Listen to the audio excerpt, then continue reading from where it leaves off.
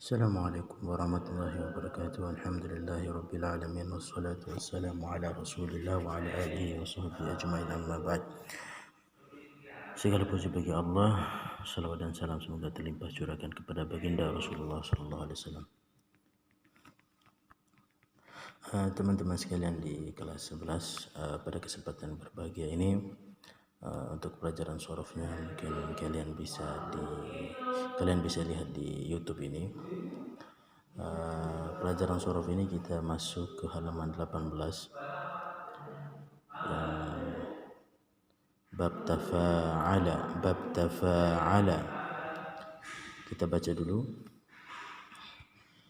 ينقل الثلاثي إلى وزن تفاعل بزيادة التاء في أوله والألف بعد الفاء للمشاركة بين اثنين فأكثر. Adapun bab tafa'ala ini teman-teman ada proses perubahan. Perubahan itu dengan ditambah ta di awal, kemudian menambah alif di antara fa dan ain. Penambahan ini berfaedah untuk mendapatkan makna yang diinginkan, sebagaimana tujuan daripada perubahan kalimat dalam ilmu sorof itu kan lima'anin maksudatin, karena ingin mendapatkan makna yang diinginkan. Maka makna yang diinginkan di sini adalah tafa'ala, bab tafa'ala, kemudian taba'ada, tamassa, tawa'ada,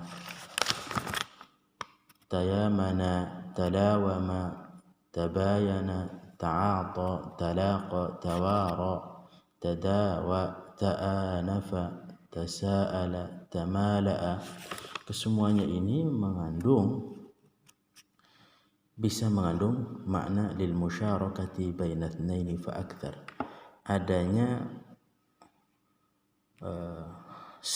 makna saling atau kontribusi dari dua belah pihak dalam melakukan perbuatan tertentu.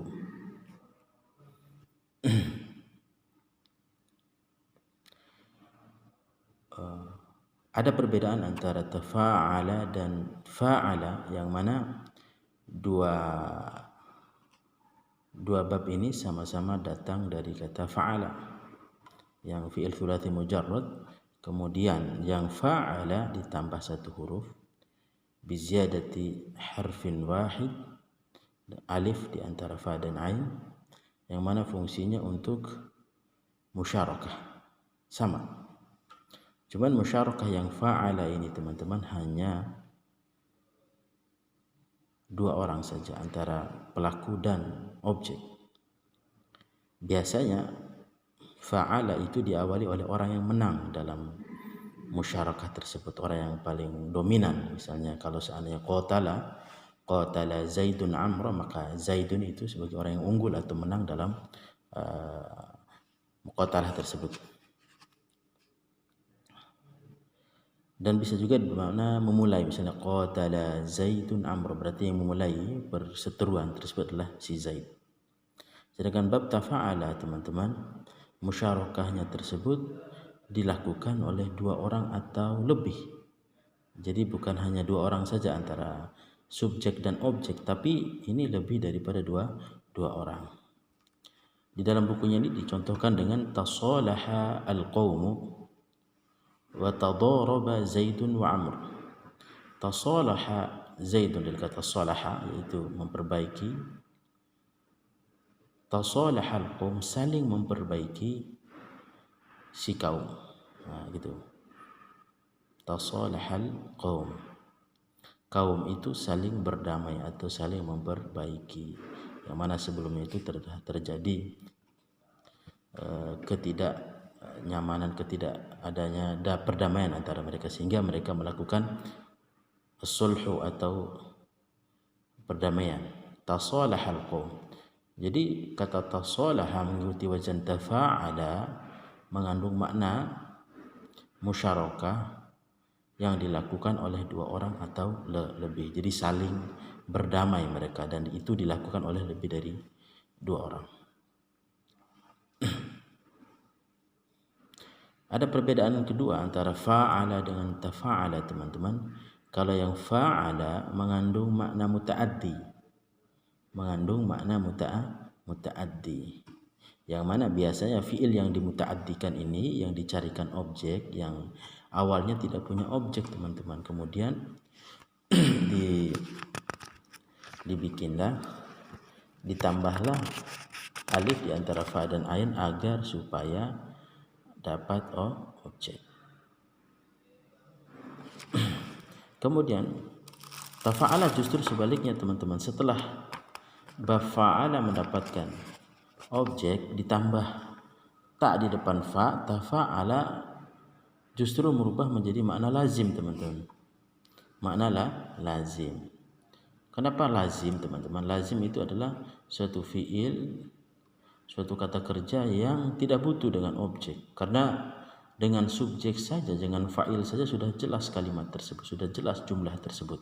Seperti yang kita contohkan di atas ini, tasalahal qaumu, kaum tersebut telah berdamai. Sudah lengkap kalimat tersebut, sudah sempurna, tidak perlu objek. Sedangkan fa'ala butuh objek. Qatala Zaidun, Zaid membunuh siapa? Itu.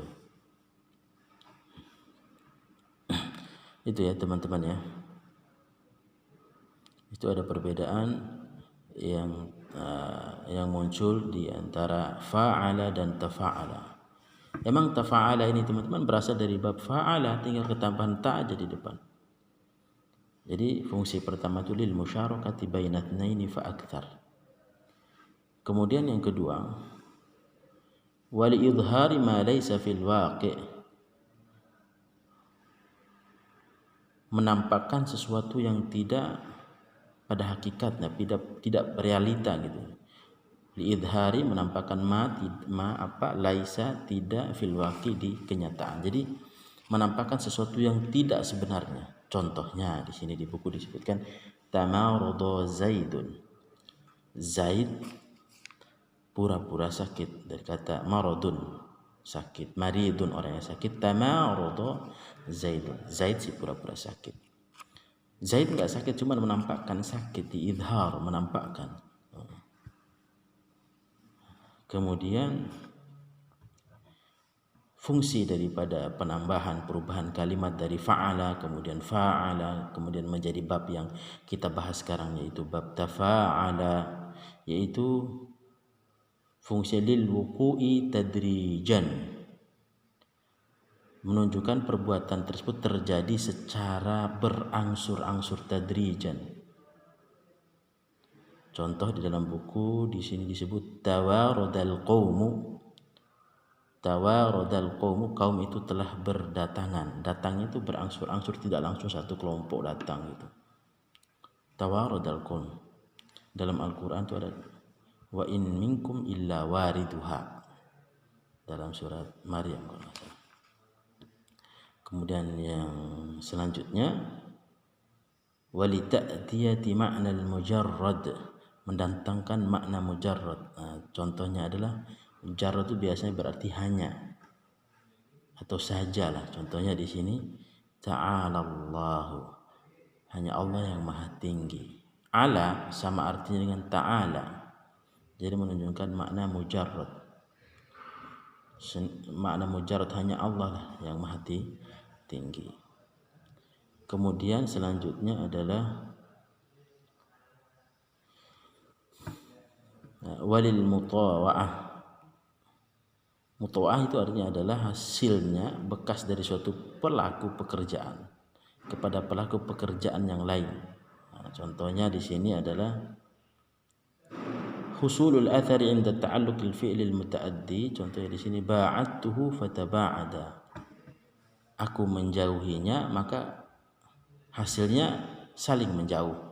Fataba'ada, saling menjauh. Ba'adtuhu, aku menjauhinya. Fataba'ada, maka saling menjauh. Jadi mutawa'ah itu adalah seperti contoh yang lain ya. Kassartu zujaja fatakasara, atau fatakasara, Aku memecahkan kaca, maka kaca itu terpecah-pecah. Terpecah-pecah ini menunjukkan hasil daripada perbuatan yang sebelumnya. Perbuatan sebelumnya itu memecahkan kaca, hasilnya akhirnya kaca itu terpecah. Taib teman-teman sekalian, ilmu sorof adalah ilmu mempelajari perubahan kalimat ya teman-teman, perubahan kalimat dari kalimat satu ke yang lain, dari kata yang satu ke kata yang lain, yang mana hal itu dilakukan agar mendapatkan makna yang kita inginkan, makna yang kita ingin peroleh, sehingga kita bisa mengungkapkan apa yang ingin kita ungkapkan. Al-Quran itu diturunkan di dalam bahasa Arab teman-teman. Tentu kaidah-kaidah yang kita pelajari ini ada di dalam Al-Quran, muncul di dalam Al-Quran. Kita lihat di dalam Al-Quran surat Al-Maidah ayat 2 dikatakan wa ta'awanu 'alal birri wat taqwa. Allah Subhanahu wa taala memerintahkan kita untuk saling menolong. Saling menolong ini ta'awanu di sini adalah musyarakah bainatnaini fa aktsar. Orang Islam disuruh saling tolong menolong antara sesama mereka. Dalam hal apa? Fil birri wat taqwa. Alal birri wat taqwa, dalam hal kebajikan dan ketakwaan teman-teman, kebaikan dan ketakwaan. Itu yang pertama. Kemudian ayat lain juga dikatakan dalam surat An-Nisa ayat 59 kalau enggak salah, fa in tanaza'tum fi syai'in farudduhu ila Allahi war Rasul. Jika kalian berselisih pendapat, saling munaza'ah, saling silang pendapat, fi syai'in, di dalam suatu perkara,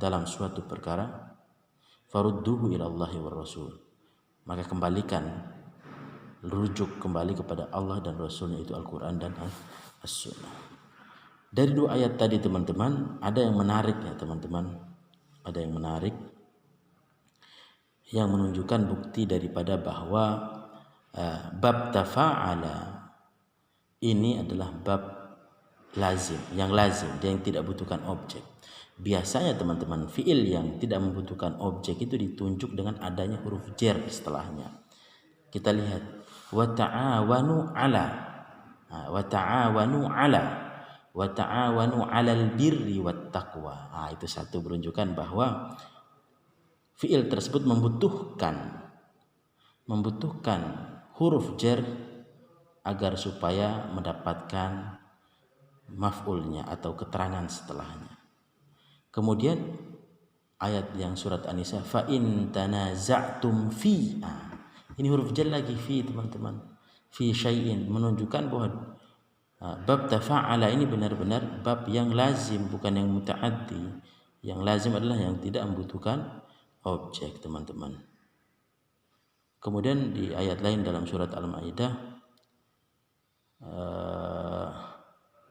tentang menceritakan perbuatan umat dari kalangan Bani Israel, kanu la yatanahawna an munkarin, mereka orang-orang Yahudi diazab, dilaknat lewat lisan Daud dan Isa dan lain sebagainya. Itu karena apa? Karena mereka tidak saling melarang. La yatanahawna an munkarin, dari perbuatan yang mungkar. Kalau ada yang melakukan kemungkaran, mereka biasa saja, tidak ada saling mengingatkan.